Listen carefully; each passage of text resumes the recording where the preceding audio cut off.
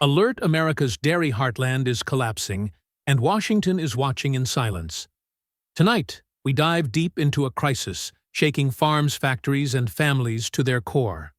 In less than 48 hours, more than 200 containers of U.S. cheese, worth $3 billion, were rejected by Canada, slapped with a crushing 300% tariff, and sent back across the border like toxic waste.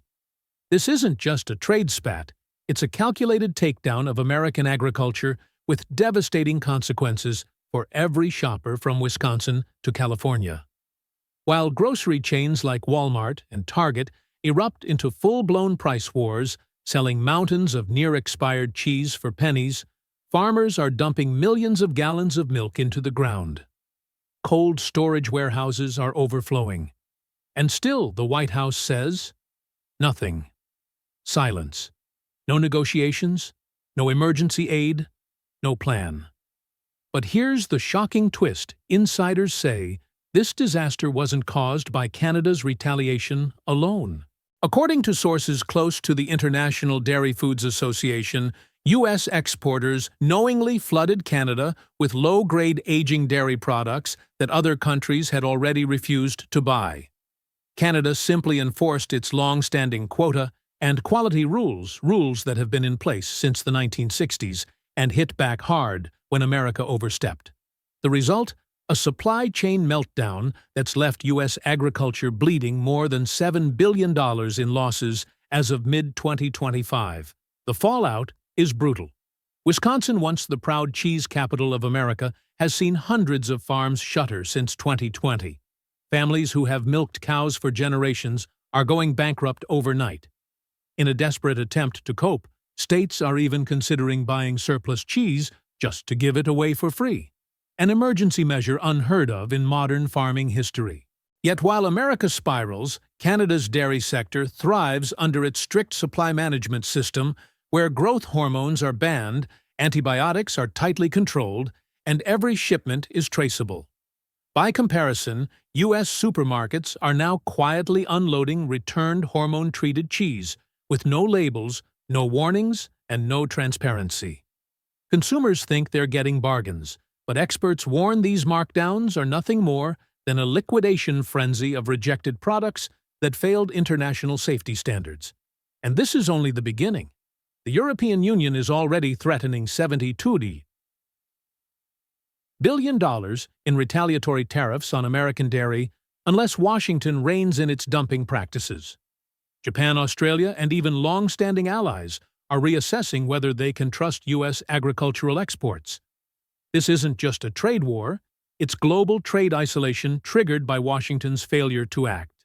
As farms collapse and shelves overflow with questionable dairy, one chilling question remains: is this silent crisis the costliest political blunder in decades, or is it the opening chapter of a complete agricultural implosion that could leave America's food system shattered? Either way, the clock is ticking, and every day, Washington hesitates the deeper this dairy disaster digs in. Behind closed doors, industry leaders are panicking. The National Milk Producers Federation has issued emergency letters to the White House warning that without immediate federal intervention, the U.S. dairy sector could collapse within 6 to 12 months. Logistics costs are skyrocketing as thousands of refrigerated containers sit stranded, unable to find buyers. Major producers like Kraft and Land O'Lakes are quietly stockpiling rejected cheese in massive cold storage facilities, terrified that public outrage could trigger a nationwide boycott. Retailers are caught in the middle, forced to slash prices in a desperate bid to move products before they expire.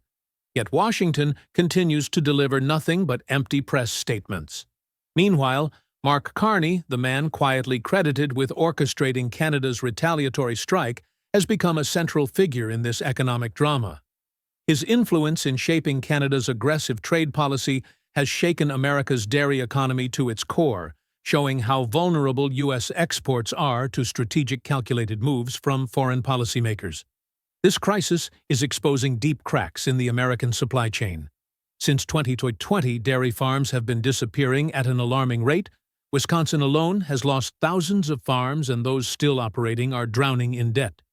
Farmers are slaughtering herds they can no longer afford to feed, while tanker trucks dump fresh milk straight into the ground. What was once a proud, thriving industry is now on life support. And here's where it gets even darker. Experts say the cheese-flooding U.S. supermarkets would never even pass Canadian farm gate inspections. While Canada enforces strict quality controls, testing every batch for antibiotics and banning hormones like RBST, the U.S. market is now saturated with products other countries have flat-out rejected. There are no federal rules requiring stores to label these items as rejected exports, meaning American families are unknowingly buying low-grade dairy that global consumers refused. This isn't a market correction. It's a national food safety failure that's eroding public trust with every discount deal sticker slapped on returned cheese. And while Washington dithers, global confidence in U.S. agriculture is evaporating. The European Union's looming tariffs could be just the start of a chain reaction that isolates American farmers from key export markets. If Japan and Australia follow suit, analysts warn that tens of billions more in agricultural losses could hit by early 2026. At this point, the crisis has moved beyond economics. It's become a test of leadership and accountability. Will policymakers admit their failures, confront this dairy disaster head-on, and rebuild a transparent, sustainable food system? Or will they let an entire century-old industry die in silence? As we watch farms shutter and consumers unknowingly purchase international reject stock. One thing is certain, this trade war has spiraled far beyond tariffs. It's a full-scale collapse of national confidence, and unless bold action is taken now, America's food future may never recover. Across the Midwest, the human toll of this crisis is devastating. Families that have worked the same land for generations are watching their livelihoods vanish overnight. Bank foreclosures on dairy farms have surged to levels unseen since the 1980s farm crisis. Rural towns, once bustling with agricultural prosperity, are now facing mass unemployment and economic ruin.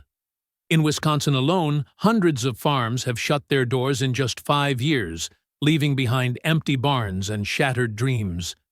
Farmers describe the scene as an apocalypse of milk and cheese, with silos, full processing plants overwhelmed, and no end in sight.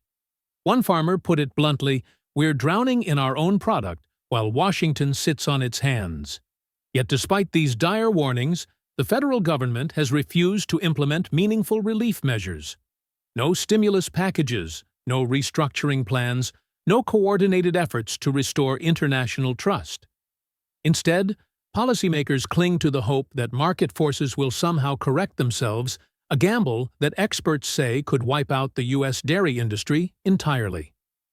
On the international stage, America's reputation is crumbling. What began as a bilateral spat with Canada has transformed into a global reckoning. The European Union's $72 billion retaliatory tariff threat has emboldened other nations to reconsider importing U.S. dairy altogether. In Asia, longtime buyers like Japan and South Korea are quietly shifting contracts toward European and New Zealand suppliers, citing concerns over inconsistent quality from U.S. exporters.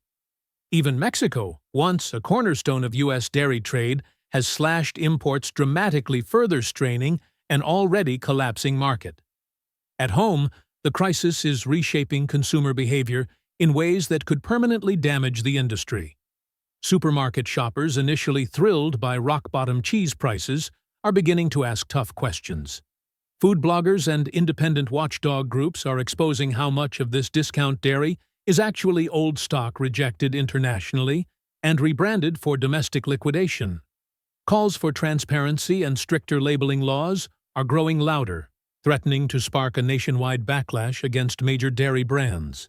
And still, Washington remains eerily silent. Political analysts say the administration is paralyzed by fear of admitting policy failure, particularly as global scrutiny intensifies. The result is a leadership vacuum that leaves farmers, corporations, and consumers to fend for themselves in an unregulated freefall. Meanwhile, Canadian officials are doubling down, defending their 300% tariff as essential to protecting domestic farmers and ensuring world-class dairy standards. The contrast between Canada's tightly managed hormone-free traceable system and America's chaotic deregulated supply chain has never been starker. In this battle, Canada has not just won the trade war, it has exposed systemic weaknesses that U.S. policymakers can no longer ignore. As the crisis deepens, one question now looms over every farm factory and family table in America: will Washington finally confront this dairy disaster, or will history remember it as the moment U.S. agriculture collapsed under the weight of its own failures? Even as the dairy meltdown worsens, political blame games dominate Washington. Former administration officials insist that tariffs were necessary to protect American jobs, claiming that Canada's retaliation was an act of economic sabotage. But leaked reports from trade negotiators paint a different picture, one of reckless over-exporting, poor oversight, and a stunning lack of contingency planning. Internal memos show that U.S. exporters exceeded Canada's 3.6% market quota by a massive margin, triggering automatic penalties that trade advisors had warned about for months. These ignored warnings have now cascaded into a full-blown national crisis. Agricultural economists warn that if U.S. dairy loses access to global markets for another year, over 40% of small to medium-sized farms could vanish permanently. That would leave multinational corporations to dominate what remains of the industry, reducing competition and potentially driving domestic prices higher once the surplus is cleared. This isn't just about milk and cheese, it's about control of the nation's food supply. On the ground, grassroots movements are emerging. Farm cooperatives are staging protests demanding federal bailouts and transparency about rejected international stock now flooding local supermarkets. Consumer rights groups are pushing for truth in labeling laws to expose whether dairy products were previously turned away by foreign buyers. The movement is gaining traction, with petitions reaching millions of signatures and calls for congressional hearings growing louder each day. Meanwhile, foreign allies are losing patience. The European Commission has delivered a stark ultimatum: reform U.S. agricultural export standards, or face a sweeping ban across the EU. Japanese and Australian regulators are drafting similar measures, meaning American dairy could soon face near-total exclusion from developed markets. If that happens, analysts predict cascading bankruptcies across the Farm Belt and a systemic collapse unlike anything seen since the Dust Bowl. This crisis has also shattered public trust in federal agencies meant to safeguard the food supply. Critics argue that institutions like the USDA have failed to enforce basic standards, allowing subpar products to clog international trade channels. Without sweeping reform and independent oversight, experts warn the same mistakes will happen again, dooming any chance of rebuilding global credibility. In Canada, Mark Carney's influence grows stronger. Praised as a master tactician for defending Canadian farmers, his hardline stance has rallied domestic support and positioned Canada as a model of agricultural stability. North of the border, shelves are stocked, prices are stable, and consumer confidence remains intact, an image starkly contrasted with America's panic-driven discount sales and overflowing warehouses. As this economic storm rages on, Americans are left with a haunting realization: they are not just spectators, but unwilling participants in a dairy dumping operation that's redefining global trade. The question now is whether U.S. leaders will acknowledge this unprecedented failure and take bold corrective action, or continue to let silence and inaction push one of the country's oldest industries into irreversible collapse.